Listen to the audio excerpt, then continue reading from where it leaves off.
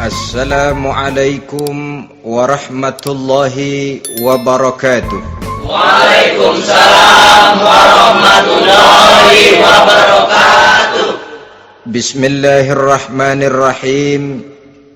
Alhamdulillahi rabbil alamin. Wassalatu wassalamu ala ashrafil anbiya'i wal mursalin, Sayyidina wa maulana Muhammadin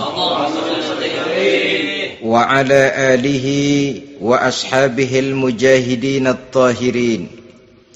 Amma ba'du, subhanaka la ilma lana illa ma 'allamtana innaka antal alimul hakim. La haula wa la quwwata illa billahil aliyyil azim. Saudara-saudara kaum muslimin, terutama adik-adik para remaja dan pemuda yang saya cintai. Apabila seseorang akan membangun rumah, tentu saja dia akan mengadakan beberapa pilihan. Sejak dari memilih lokasi di mana rumah itu akan didirikan, sampai kepada menentukan bahan-bahan kualitas yang akan dipakainya, sampai kemudian kepada wujud dan bentuk rumah yang akan ditinggalinya. Demikianlah bahwa untuk membangun sebuah rumah yang hanya untuk menaungi kehidupan di dunia ini, kita mengadakan berbagai macam pilihan. Apalagi kalau kita akan membangun sebuah rumah tangga yang kita harapkan tidak hanya akan menaungi kehidupan di dunia ini, tidak hanya untuk kepentingan kita saja, tetapi juga untuk kepentingan anak cucu kita di belakang hari, termasuk sampai kepada hari akhirat nanti. Oleh karena itu, pada pertemuan kali ini, saya hanya ingin khusus berbicara kepada adik-adik remaja dan para pemuda, bagaimana sebaiknya memilih jodoh menurut ajaran agama Islam. Dalam Al-Quran, Allah subhanahu wa ta'ala menjelaskan, Zuyyina linnasi hubbus syahawati minan nisa, bahwa manusia apapun jenisnya, asal dia bernama manusia, dihiasi dengan perasaan cinta kepada perempuan. Jadi sejak dahulunya secara fitrah, laki-laki senang kepada perempuan, sebagaimana perempuan pun senang kepada laki-laki. Dihiasi rasa cinta ini dalam kehidupan manusia. Dan oleh karena adanya rasa cinta, berkembanglah segala macam persoalan. Sehingga seorang ahli cinta pernah berkata, cinta adalah 5 huruf yang membuat persoalan tidak akan pernah selesai. 5 huruf yang membuat persoalan tidak akan pernah selesai-selesai. Tetapi dalam kehidupan sehari-hari sering kita saksikan bahwa cinta ini bisa mendorong, memberikan motivasi yang baik, dan cinta ini pun bisa juga memberikan dorongan yang tidak baik. Oleh karenanya, apabila cinta itu ibarat setetes embun yang jatuh di bumi yang subur, akan tumbuhlah di atasnya aneka ragam bunga-bungaan yang harum semerbak, indah mewangi, sedap dipandang orang, menebarkan rasa aman, damai, sentosa, dan begitu selanjutnya. Tapi jika cinta itu jatuh di hati yang gersang dan tandus, tidak ada yang akan dapat tumbuh di sana selain sirih memanjat batu, kuning daunnya, lemah gagangnya. Maka cinta yang semacam itu tidak akan memberikan dorongan positif kepada seseorang di dalam kehidupannya. Maka lebih dahulu kita akan membicarakan cinta dalam artian yang positif ini, untuk nanti sampai kepada perempuan yang bagaimana yang harus kita cintai, atau laki-laki yang bagaimana yang harus dicintai oleh seorang perempuan. Saudara hadirin yang saya hormati, cinta dalam artian yang positif, pertama, dia selalu mendatangkan keindahan. Yang kedua, cinta itu memberikan energi atau semangat untuk berjuang. Dan yang ketiga, cinta itu selalu membawa resiko dalam bentuk pengorbanan. Maka cinta yang positif pertama melahirkan keindahan. Disinilah orang memerlukan filter atau saringan. Sebab keindahan yang didasarkan karena cinta itu merupakan satu keindahan yang relatif saja. Boleh jadi karena indah orang jadi cinta, boleh juga jadi karena cinta segala sesuatu terasa jadi indah. Namun bagaimanapun juga, kalau hati sudah diliputi oleh rasa cinta, segalanya akan terasa menjadi indah. Cinta itu adalah keindahan. Yang kedua, cinta itu energi, melahirkan dorongan dan semangat. Yang lemah bisa menjadi kuat, yang takut bisa menjadi berani, yang jauh jadi terasa dekat. Itu semua karena dorongan cinta. Dan dari energi ini lahirlah yang ketiga, bahwa cinta adalah pengorbanan. Sehingga orang berkata, berani bercinta artinya harus berani berkorban.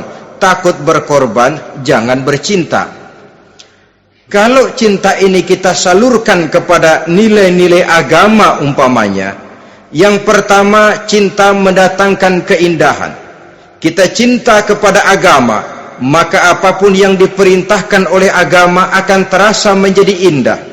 Solat akan terasa menjadi indah, puasa terasa menjadi indah, zakat terasa menjadi indah, jihad pun akan terasa menjadi indah. Persis kalau kita cinta kepada seorang gadis. Jika kita cinta kepada seorang gadis, apanya saja akan kelihatan menjadi indah. Jalannya terasa indah, lenggang-lenggoknya terasa indah, suaranya merdu padahal cemprengnya bukan main. Seluruhnya akan mendatangkan keindahan karena dasarnya sudah cinta. Cinta membawa kepada keindahan. Yang kedua, cinta itu melahirkan energi. Orang yang cinta kepada agama akan lahir tenaga dan semangatnya melaksanakan ibadah, melaksanakan puasa, melaksanakan zakat, melaksanakan solat, melaksanakan haji, bahkan melaksanakan jihad sekalipun. Cinta selamanya menimbulkan energi dan semangat. Sama saja dengan kita apabila jatuh cinta kepada seorang gadis, walaupun rumahnya jauh, katanya, gunung pun akan kudaki, lautan pun kuseberangi. Untuk apa itu? Untuk menemui apa yang kita cintai. Cinta selamanya melahirkan energi. Capek tidak terasa, lelah tidak terasa, semuanya tertutup oleh keindahan yang bernama cinta. Lalu yang ketiga, cinta membawa pengorbanan. Apabila kita cinta kepada agama, maka pengorbanan terhadap apapun yang diminta oleh agama, baik itu pengorbanan waktu, tenaga, pikiran, harta, bahkan pengorbanan nyawa sekalipun, kita tidak akan berat melaksanakannya karena cinta kita kepada agama yang kita anut ini. Demikian juga cinta kita kepada seorang perempuan akan membuat kita rela berkorban. Apapun yang dia minta, jangankan kita tidak mampu, jangankan kita mampu, kita tidak mampu sekalipun, kita masih berusaha untuk mampu guna memenuhi tuntutan si buah hati belahan jantung. Kadang-kadang malam minggu si doi ngajak nonton, umpamanya duit tidak ada, gajian belum, kerja enggak. Timbullah inisiatif, entah sepatu kita jual ke tukang loa, entah celana mampir dulu ke tempat lain. Yang penting kita berkorban untuk memenuhi permintaan si buah hati belahan jantung. Ketika itu pengorbanan sudah tidak kita rasakan lagi. Bahkan pengorbanan yang paling pedih sekalipun, dalam gurau, dalam bercanda misalnya, dicubit kita oleh kekasih kita, pedih bukan main, terkelupas kulit, mengalir darah, bukan nangis, nyengir.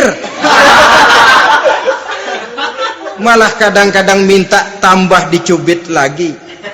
Itulah romantikanya cinta, sanggup membuat orang berkorban, melahirkan energi dan semangat, menambah keindahan dalam kehidupan, sepanjang dia dalam artian yang positif. Kalau demikian masalahnya, di dunia yang penuh dengan perbenturan nilai sekarang ini, orang sering salah jalan bagaimana memilih jodoh untuk membangun rumah tangga yang bahagia. Jangan lupa bahwa membangun rumah tangga ini bukan hanya untuk 1-2 bulan, bukan hanya untuk 1-2 tahun, bahkan bukan cuma untuk kehidupan dunia, lebih daripada itu pun untuk menunjang kebahagiaan di akhirat. Oleh karenanya, memilih jodoh bukan satu hal yang mudah, bukan satu hal yang bisa dilaksanakan sambil lalu, tetapi memerlukan penelitian, memerlukan pengamatan yang mendalam. Apa petunjuk agama tentang itu? Dengan kata lain, bagaimana seharusnya seseorang memilih jodoh dalam kehidupannya? Ini tentu saja sumbangan moral buat adik-adik remaja dan para pemuda yang lagi kebingungan memilih jodoh, atau barangkali buat bapak-bapak yang kepengen nambah lagi.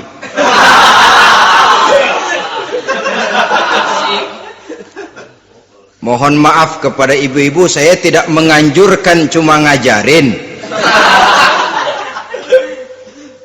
Yang pertama, menurut Nabi, nikahilah perempuan itu karena rupanya, karena hartanya, karena keturunannya, dan karena agamanya. Ada 4 motif utama di sini. Pertama, memilih jodoh, lihatlah rupanya. Lagian siapa yang kepengen dapat jodoh rupanya nggak karu-karuan? Cari rupa yang cantik, indah, dan menawan. Namun jangan lupa, saya katakan di zaman di mana sering terjadi benturan nilai seperti sekarang ini, orang sulit untuk mendapatkan keaslian.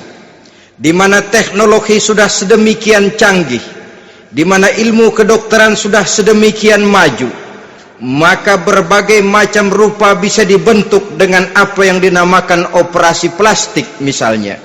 Yang pesek bisa dibikin mancung, kuping yang kelebaran bisa dibikin sedang, pipi yang kembung sebelah bisa dibikin rata, janggut yang tidak menarik bisa dibikin bak lebah bergantung katanya. Oleh karena itu, kalau pilihan hanya tertuju kepada rupa yang cantik saja semata-mata, kita sudah melakukan satu kesalahan yang sangat besar. Sebab apa? Diperingatkan oleh Nabi melalui hadis Ibnu Majah, Bazar dan Baihaqi dari Ibnu Umar. Janganlah kamu kawini seorang perempuan karena kecantikannya, sebab kecantikan boleh jadi akan mencelakakan. Jangan juga kamu kawini perempuan karena hartanya, sebab kekayaan biasanya akan mendatangkan kesombongan. Tetapi kawinilah karena agama dan akhlaknya, karena itulah yang akan membawa kepada kebahagiaan. Saudara-saudara kaum muslimin, terutama adik-adik remaja dan para pemuda, dikala usia puber, apalagi mata baru terbuka, awal balik namanya, remaja sering kehilangan filter. Pokoknya asal ngelihat rupa yang sudah lemot, denok, geboy, pikiran pun hanyut, malam terkenang, siang terbayang, tidur tak nyenyak, makan tak enak katanya, selalu terbayang wajah si doi. Dikala itu orang kehilangan pertimbangan bahwa rupa yang cantik kadang-kadang sering menipu.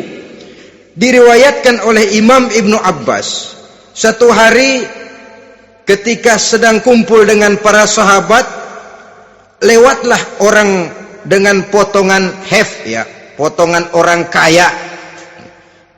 Kelihatan kan, orang kaya sama orang miskin jalannya aja lain kan? Jalannya saja, jangan gaya hidupnya, jalannya saja lain. Liwat dia, Rasul bertanya kepada seorang sahabat, menurut pendapatmu bagaimana orang yang lewat itu? Kata sahabat, oh, yang lewat ini ya Rasul, kalau dia meminang perempuan pasti diterima. Kalau dia menolong orang pasti berhasil. Kalau dia ngomong pasti didengerin. Kenapa? Orang kaya. Orang kaya ya Rasul.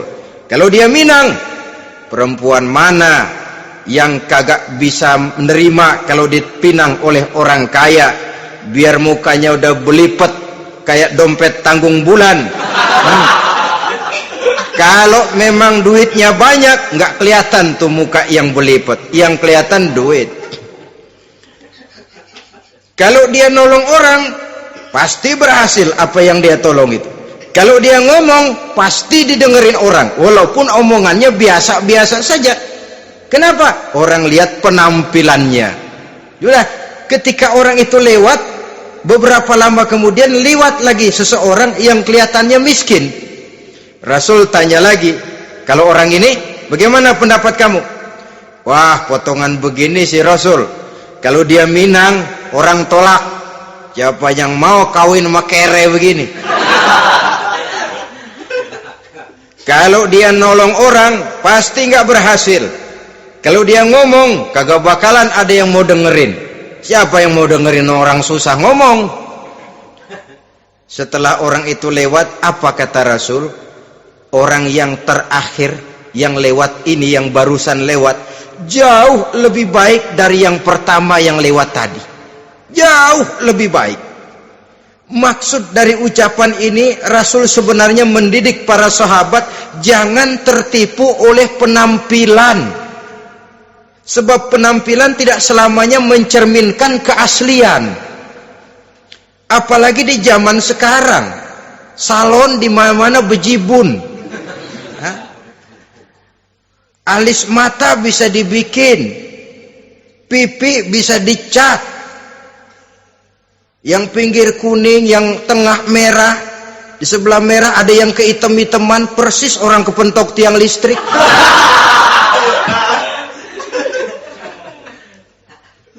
Kecantikan yang artifisial, kecantikan yang bukan alami.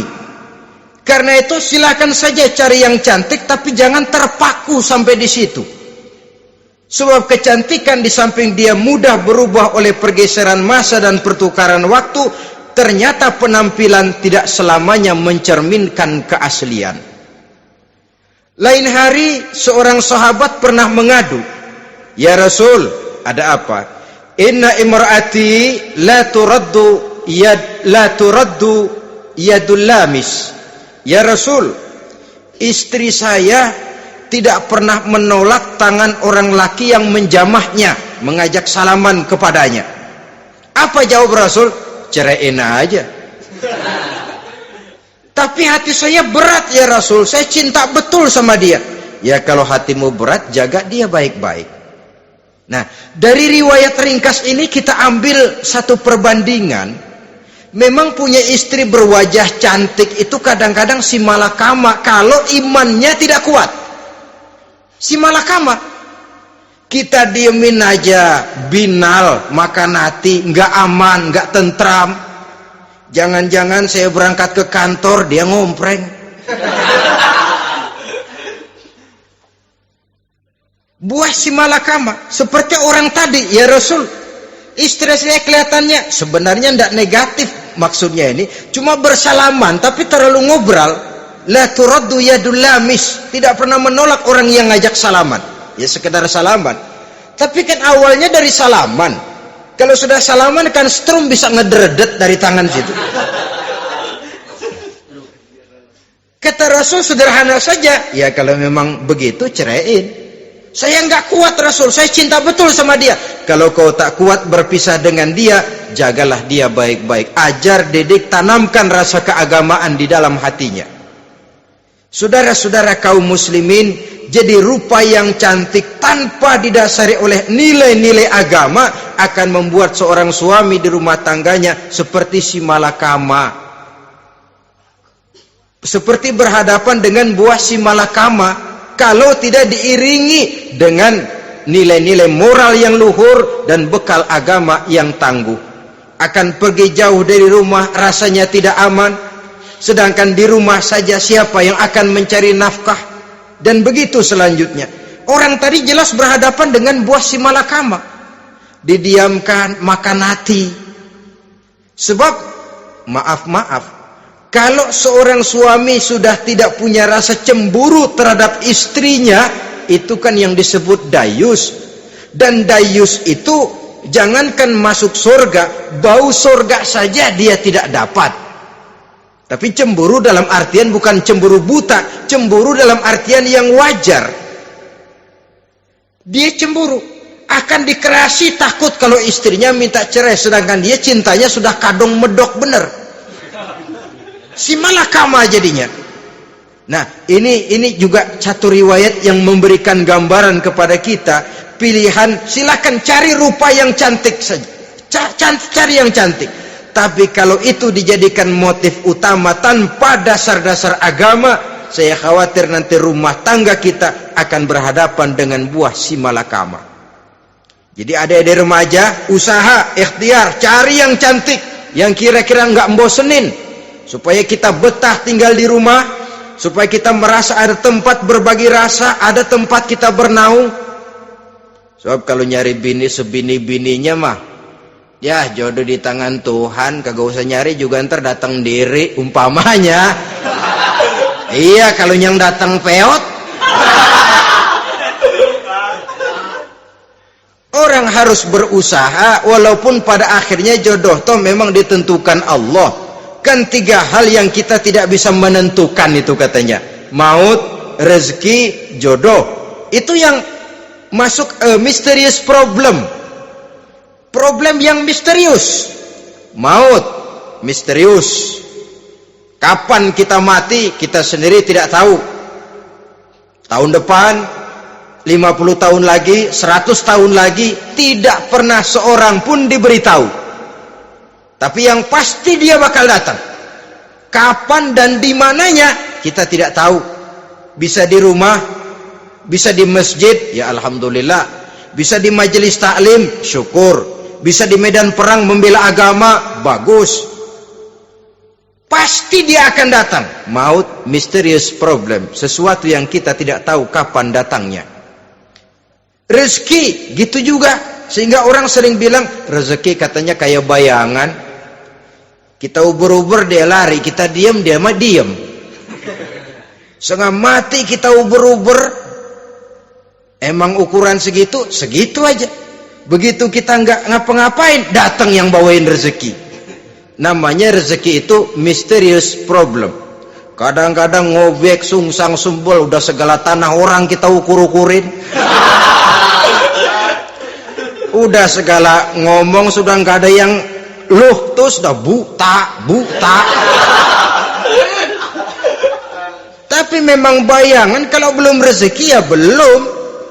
Kadang-kadang nyari kode sampai tidur di kuburan, belepotan tanah kuburan loh. Yang aneh lagi kadang-kadang orang gila ditanyain.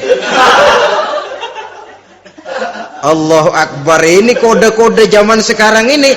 Sampai orang waras nanyain orang gila, itu gimana itu? Ini sudah efek yang betul-betul negatif. Sudah jelas orang gila kok ditanya. Apa kira-kira yang nanya nggak lebih gila dari yang gila itu?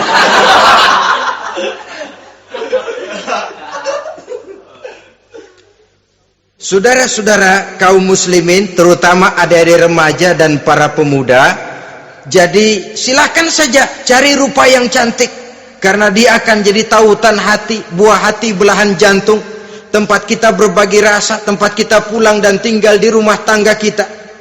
Tapi hendaknya kecantikan rupa itu diiringi juga dengan kecantikan budi. Karena itu cari rupa yang cantik. Ini pilihan utama.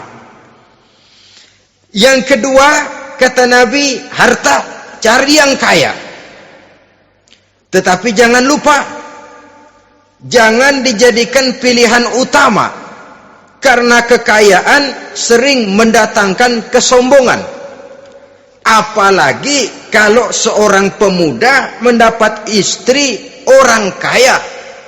hidupnya dimodali oleh istrinya, maka biasanya wibawanya sebagai seorang suami akan hilang. Akhirnya komando di tangan istri. Dikala itulah suami tidak lebih daripada prajurit yang taat kepada komando istrinya.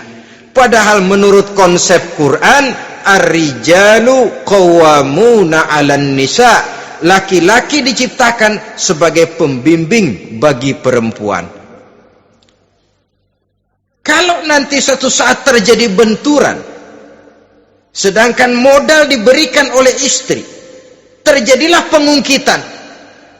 Kata istrinya apa? Lu jangan bertingkah, lu kan kawin sama gue, modal lu kolor doang.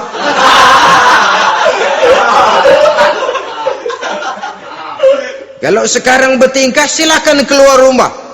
Bawa seperti engkau datang dulu, jangan bawa apa-apa. Pergilah seperti engkau datang dulu kemari. Hilanglah wibawa seorang suami. Suami kalau udah digentak sama istri begitu, ngelempuruk kayak ayam sampar. Di mana lagi letak wibawanya? Harta sering mendatangkan kesombongan. Oleh karena itu, walaupun diperintahkan cari yang keturunan orang kaya, tapi maksudnya jangan dompleng. Sebab kepribadian seorang suami akan ditentukan oleh sifatnya sendiri. Keberadaannya ditentukan oleh karya dan perbuatannya sendiri. Itulah yang akan menampilkan kepribadian dia dalam kehidupan di masyarakat ini. Saudara-saudara kaum muslimin, terutama adik-adik remaja dan para pemuda, kan kadang-kadang di zaman sekarang kan kelas-kelas gigolo, playboy ya, nyari tante-tante kesepian, mejeng-mejeng di pinggir-pinggir jalan dengan harapan apa? Ya barterlah, tukar tambah, supaya dapat rokok, dibelikan pakaian, motor dan sebagainya. Tapi yang jelas hilang harga diri sebagai laki-laki, dan itu yang paling mahal. Kalau seorang laki-laki sudah kehilangan harga diri, apalagi yang bisa dibanggakan dalam kehidupan ini? Apa artinya naik mobil kalau kepala tertunduk ke bawah? Apa artinya jalan di tengah masyarakat kalau kita tidak bisa menengadah dengan satu kebanggaan? Hilangnya harga diri merupakan kehancuran awal dari sebuah pribadi yang untuk jangka panjang kita tidak akan bisa lagi berbuat banyak. Tanpa harta orang memang sulit untuk bahagia, tapi harta semata-mata bukan merupakan jaminan bahwa orang lantas akan bahagia. Saya barangkali harus berkata, banyak orang miskin yang kaya, tapi tidak sedikit orang kaya yang miskin. Saya ulangi ini, banyak orang miskin yang kaya, tetapi tidak sedikit orang kaya yang miskin. Nah, bagaimana pengertiannya? Orang miskin yang kaya, materinya sederhana, peralatan rumah tangganya sederhana, tapi hatinya kaya. Oleh karena hatinya kaya, jiwanya lapang. Sebaliknya, orang kaya yang miskin, di tengah kelimpahan materi yang berlimpah, segalanya serba ada, hatinya yang miskin. Kelimpahan materi tidak akan sanggup mengobati kemiskinan hatinya. Sehingga di tengah kehidupan yang serba ada, dia masih merasa kurang, maka dia tidak pernah cukup. Di tengah kemilauan dan gemerlapan serta glamornya rumah mewah, dia merasa hidup di tengah gurun pasir yang gersang dan tandus. Karena itu, biarlah miskin harta tapi kaya budi, daripada kaya harta tapi miskin budi. Lebih utama lagi, kaya harta, kaya budi. Itu idealnya. Dasar pilihan ketiga, sesudah rupa dan harta, menurut Nabi, keluarga. Faktor keturunan sangat menentukan. Pepatah mengatakan buah apel akan jatuh tidak terlalu jauh dari pohonnya. Biasanya kalau bapak kalong, anak kampret. bapak nyolong, anak nyopet. Itu fotokopi. Saudara-saudara, sungguh pun demikian, faktor keluarga bukan merupakan yang paling dominan, karena segalanya memang bergantung kepada hidayah dari Allah Subhanahu wa ta'ala. Kalau hidayah datang, bisa saja anak maling bisa jadi kiai. Kalau hidayah datang, bisa saja anak nabi malah ikut bersama orang-orang kafir. Pada akhirnya orang mau besar atau tidak bukan dengan jalan menyempeng kepada keturunan orang lain, tapi ditentukan oleh kepribadian dirinya sendiri. Tidak bisa kita menjadi besar dengan menyebut kebesaran orang lain. Itu sebabnya dicontohkan oleh Imam Ali pada saat beliau berkata, laisal fata may yaqulu kana abi walakinnal fata may yaquluha anadha. Anak muda yang gentleman adalah anak muda yang berani berkata, inilah saya. Bukan anak muda yang membanggakan leluhurnya. Ini kan zaman sekarang ini lagi ngetop-ngetopnya lagu-lagu cengeng katanya. Sebenarnya menurut saya bukan cuma lagu cengeng yang jadi masalah. Lagu cengeng cuma satu efek dari sikap yang lebih utama dari itu, yaitu mental cengeng. Kalau mental sudah cengeng, apapun yang kita lakukan akan jadi cengeng. Tidak cuma lagu, kebudayaan yang lahir akan kebudayaan cengeng. Jadi pengusaha cengeng. Jadi pejabat cengeng. Jadi kiai cengeng. Kenapa? Mental cengeng. Di antara mental cengeng itu apa? Mengandalkan fasilitas atasan. Kalau tidak ada fasilitas dari atas, lantas tidak bisa berbuat apa-apa, cengeng. Menjadi besar bukan karena karier pribadi, tapi karena nasib katrolan. Itu pun termasuk mental cengeng. Sedikit gagal, bagaimana sedikit jalan buntu, sedikit deadlock, lu ngapain lu melulu? Saudara hadirin yang saya hormati, jadi lebih penting dari sekedar lagu-lagu cengeng, saya malah lebih suka bicara mental cengeng ini. Mental yang cepat putus asa, mental yang tidak mau mengeluarkan usaha maksimal, mental yang hanya mengandalkan fasilitas, sedangkan pribadinya tidak lebih daripada pribadi sumuhun dawu, pribadi kulon nuwun, pribadiku maha juragan wae, pribadi oke bos, pribadi asal bapak senang. Bukankah itu semua merupakan cermin dari mental-mental yang cengeng, yang untuk jangka panjang tidak akan pernah menguntungkan daripada pembangunan bangsa dan negara yang kita cintai ini. Seseorang mau besar atau tidak bukan dengan jalan menyempeng kepada kebesaran orang lain. Bahkan Syauqi dalam sebaik syairnya yang lebih tegas mengatakan, wa syarrun nasi zu khumulin iza fakhartahum zakarul jaduda wa syarrun nasi wa khairun nasi zu syarafin qadimin aqama li nafsihi syarafan jadida. Generasi yang paling jelek adalah generasi pemalas. Kalau kelihatan orang lain lebih hebat dari dia, disebut-sebutnya kebesaran nenek moyangnya. Dia sendiri nggak punya prestasi apa-apa. Kerjanya cuma ngandeli kerjanya cuma menggelayuti fasilitas orang tuanya. Tanpa itu dia tidak akan punya nilai dan harga sama sekali. Ini generasi paling jelek. Kalau orang lain kelihatan lebih hebat, dia sebut nenek moyangnya.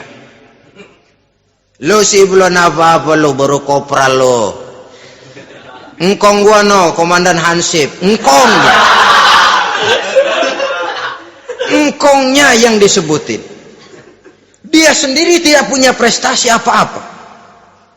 Jadi silahkan saja cari gadis dari keturunan keluarga yang baik-baik, tapi jangan jadikan tendensi utama, jangan dengan niat untuk menyempeng kepada kebesarannya, tapi paling tidak dengan niat agar mudah-mudahan dari benih yang baik ini akan lahir keturunan-keturunan yang baik pada akhirnya nanti. Itu yang kita harapkan. Bukan lalu dengan pertimbangan, weh, mertua gue bos nih, kali aja begitu gue kawin jam mampus. Ini semua warisan kan jatuh kemari semua. Kalau itu niatnya sudah jelas salah. Kita mencari perempuan dengan keturunan-keturunan yang baik dengan berharap agar anak-anak kita nanti yang akan merupakan benih cucunya akan melahirkan kebaikan-kebaikan seperti leluhurnya dulu. Saudara, pilihan yang keempat kata Nabi, agama. Ini yang paling inti. Kenapa? Agama itu motivasinya moral. Di sini segalanya ditentukan. Rupa yang baik, harta yang banyak, keluarga yang luhur. Kalau sudah dilandasi oleh agama yang rapuh, bahkan tidak beragama sama sekali, ketiga hal di atas tadi hanya akan mendatangkan malapetaka. Sekarang kan kita tertipu oleh penampilan, padahal penampilan belum tentu kenyataan. Di jalan-jalan kita akan lebih terpesona melihat gadis pakai miniskirt di atas lutut ketimbang kita melihat gadis-gadis yang pakai jilbab.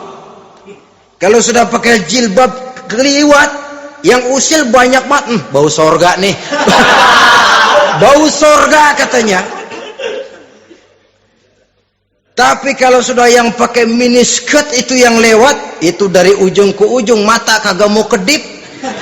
Laler nemplok di mata kagak dirasain.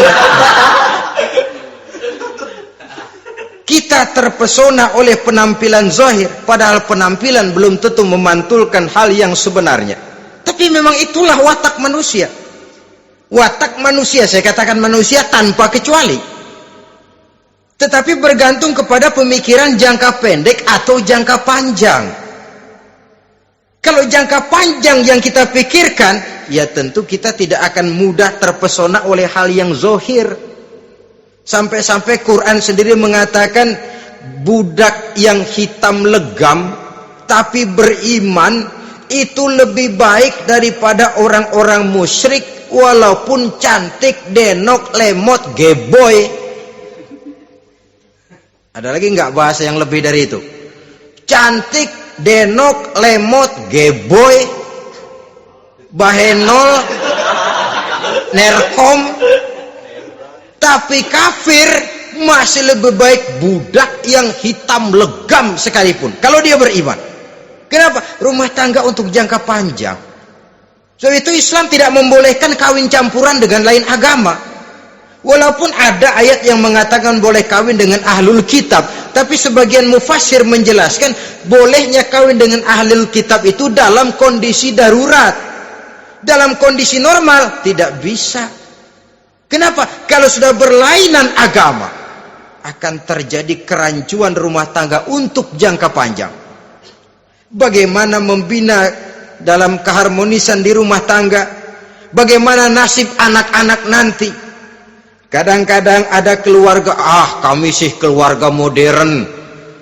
Anak-anak kami berikan kebebasan untuk milih agama apa saja.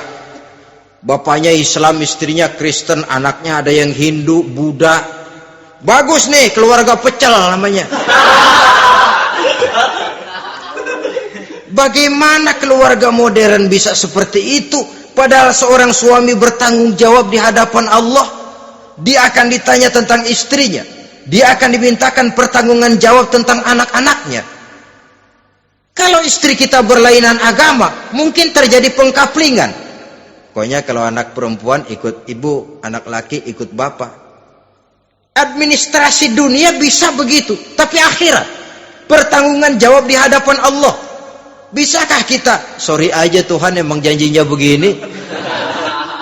Saudara hadirin yang saya hormati, oleh karena itu budak legam hitam kalau beriman masih lebih baik daripada orang-orang yang tidak beriman walaupun cantik dan mempesona. Kenapa? Ini faktor agama. Ya buat 1-2 bulan bisa terwujud rumah tangga yang tentram. 2-3 tahun mungkin masih bisa bertahan, tapi sampai kapan? Sampai kapan itu akan terwujud? Pada akhirnya akan muncullah dilema yang akan sulit buat diatasi.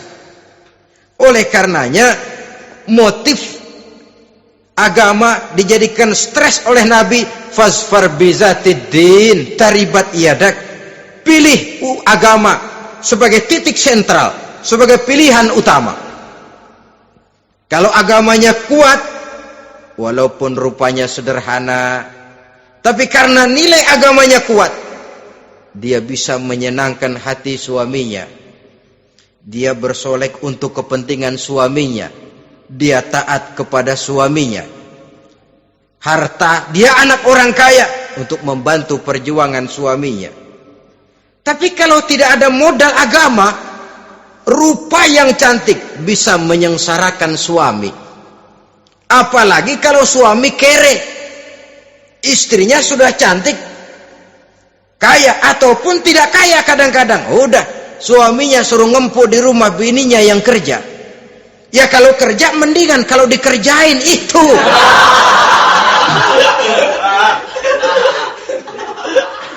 Itu yang repot. Saudara hadirin yang saya hormati, dan ini bukan satu dua kasus. Alangkah malangnya kalau sudah terkena hal seperti itu. Akhirnya seperti pengaduan sahabat kepada Rasul tadi.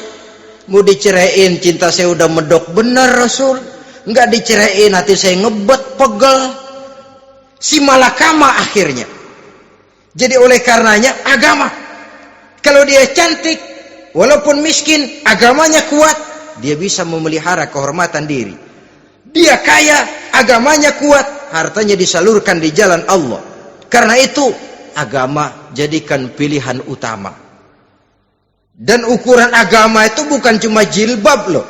Ya kadang-kadang ada juga yang jilbabnya nggak pernah lepas, tapi kadang-kadang akhlaknya lebih binal dari yang kribo.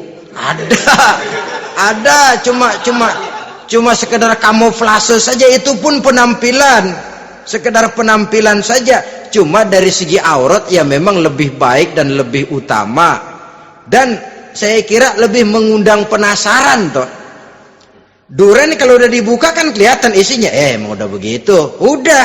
Tapi kalau masih rapat, itu yang rasanya kita pengen buka, timbul tantangan, gue pengen tahu isinya. Rasanya juga begitu. Sama saja dengan baju, kalau dibungkus rapat di plastik, ditaruh di etalase, adanya di toko serba ada, tahu kita barang mahal nih. Biar punya duit, kita mau nawar ragu-ragu, takut nggak cukup. Tapi kalau barang sudah dibuka di jalanan, diobral di pinggir jalan, murahan, 1.300 masih dicampur odol.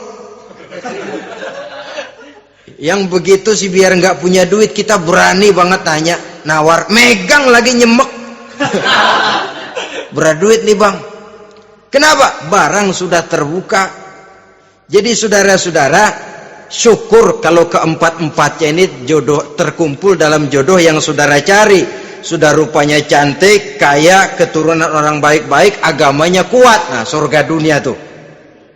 Yang begitu cari. Kalau ada yang begitu, saya juga mau nambahin satu lagi.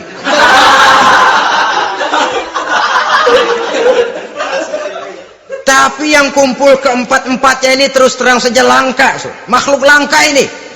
Kadang-kadang cantik, kaya, keluarganya hebat, agamanya nol, akhlaknya kayak setan. Tapi yang paling celaka kalau empat-empatnya kagak ada. Rupanya jelek, melarat, bapaknya biang maling, kagak beragama lagi. Apanya yang mau dipilih? Mampus saja mendingan. Sudah nggak ada pilihan sama sekali tuh. Sudah nggak ada pilihan sama sekali. Saudara hadirin yang saya hormati, terutama adik-adik remaja. Nah, lalu apa motivasi agama dalam pembinaan ini apa? Agama ini kan memberikan contoh bahwa perempuan yang baik itu, yang kita ingin jadikan dia sebagai ideal dalam pencarian jodoh, tandanya 3. Iza ra'aitaha saratka, kata Nabi. Kalau dipandang, dia bisa menggembirakan kamu. Kan ini yang penting buat seorang suami. Kalau saudara nanti jadi suami, punya istri yang jadi partner setia mendampingi suaminya. Kalau dilihat nggak bosenin, Kenapa? Dia berdandan untuk nyenangin hati suaminya, enggak bosenin. Kan kadang-kadang ada bini kalau kita pulang demek aja fotonya.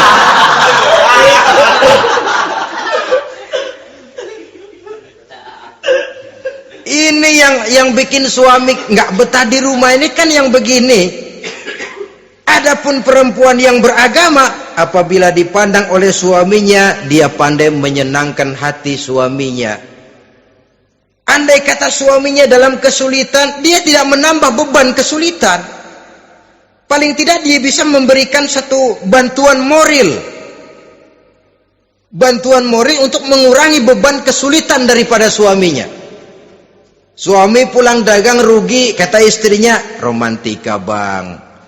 Sekali-sekali lah, masa selamanya dagang mau untung. Besok siapa tahu untung lebih besar. Kan meringankan toh. Kadang-kadang enggak, suami pulang dagang dari pasar panas, rugi, sampai rumah bini pidato, pletar-pletor. Lu dagang rugi, emang lu laki goblok.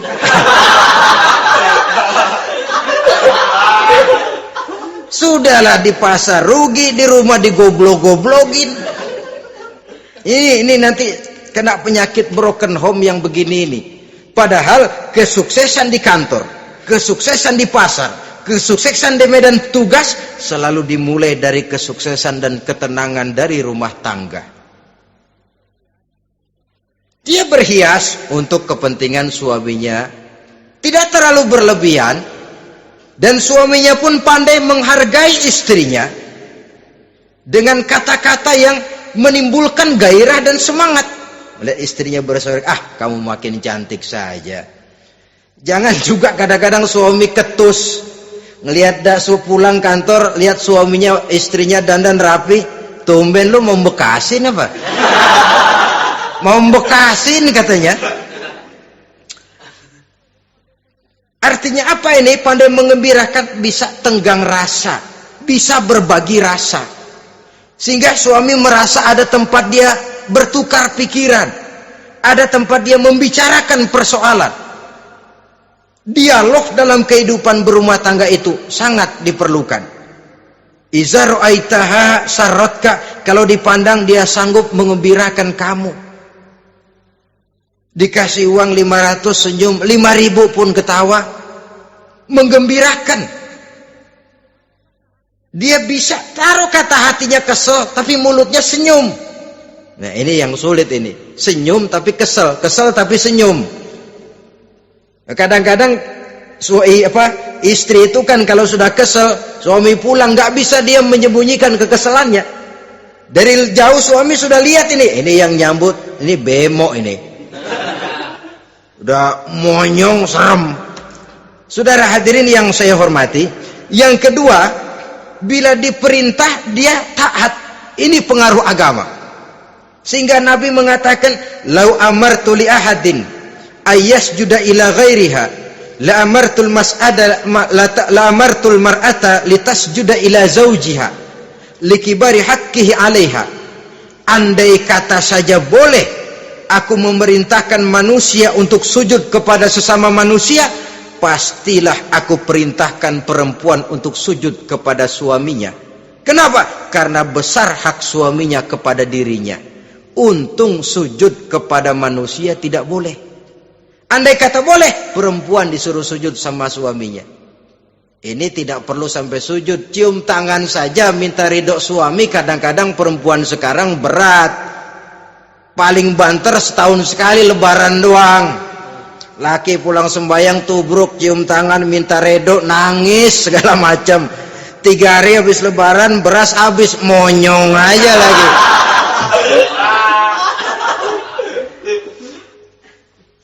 Saudara hadirin yang saya hormati,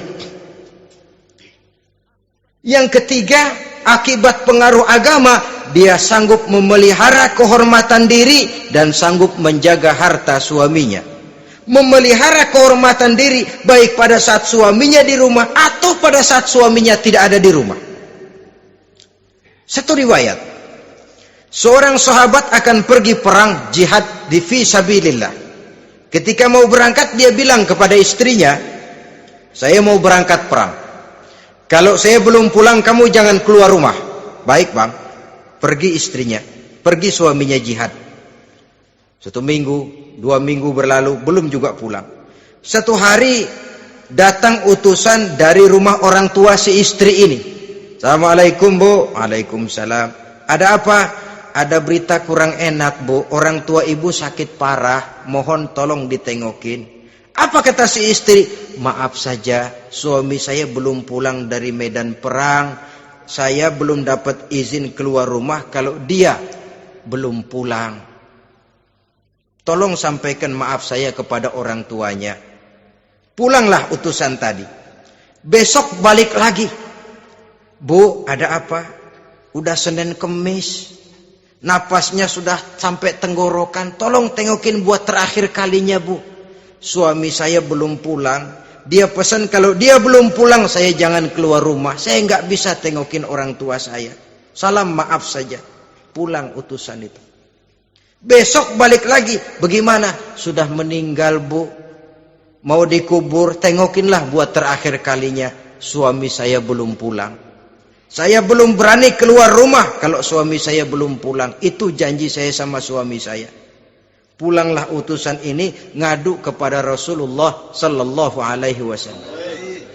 Ya Rasul, ini perempuan kelewatan benar. Dari orang tuanya sakit sampai sekarat, sampai mati, sampai dikuburin dia nggak nengokin. Memangnya kenapa?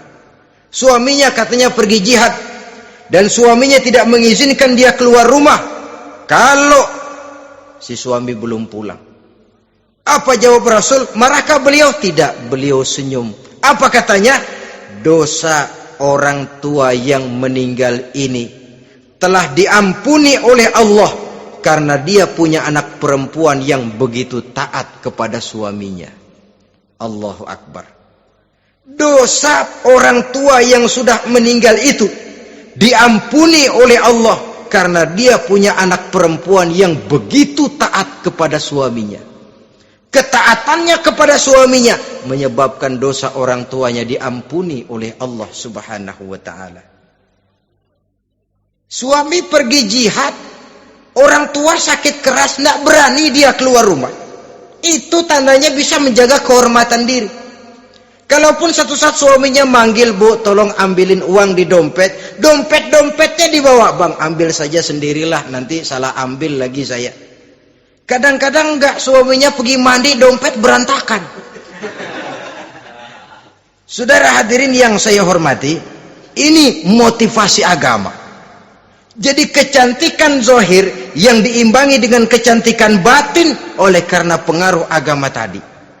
Kalau sudah kemari, orang tidak perlu mikir-mikir operasi plastik, bikin yang pesek jadi mancung supaya orang tertarik, bikin belakang yang kurus jadi menarik. Tidak. Orang tidak perlu lagi pakai susuk-susukan, dipasang di bibir supaya kalau senyum orang gempor, supaya kalau ngomong orang percaya, dipakai di kuping supaya macam-macam. Tidak perlu lagi pakai jompa-jampe, pelet-peletan supaya kalau diludahin orang ngikut. Nggak perlu lagi. Kenapa? Cinta itu nature, sesuatu yang alamiah, yang tidak bisa dipaksakan. Dia kudrati, karunia dari Allah. Tidak bisa cinta dipaksakan. Kalaupun bisa, dengan ilmu pelet, oh saudara bisa membuat orang jatuh cinta, ya 2-3 hari, 4-50 hari. Kesananya, apa yang akan terjadi? Kelanggengan tidak akan pernah terwujudkan. Kenapa? Keterpaksaan yang akan timbul. Dalam kondisi semacam itu, rumah tangga tidak akan mengalami ketenangan dan ketentraman. Jadi biarkan cinta berjalan secara alamiah, karena dia memang alamiah. Saudara-saudara, nah sekarang kalau sudah ketemu nih, yang 4 tadi, rupa cantik, keturunan boleh, kaya lumayan, agama kuat. Apa yang harus kita cari? Apa yang harus kita lakukan? Apa pakai pepatah anak sekarang? Aku lihat, aku pikat, aku dapat, aku sikat, aku minggat. Bangsat.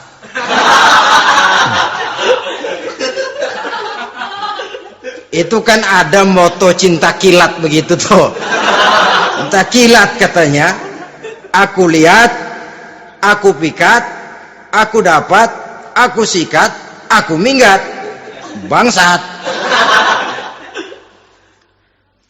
Atau kita harus hanyut dalam arus free love, free sex, summon living, eksperimen dulu? Tidak. Islam menganjurkan kalau memang seret, ini rasanya ini nih, mantap gue nih. Apa yang diajarkan oleh Islam selanjutnya?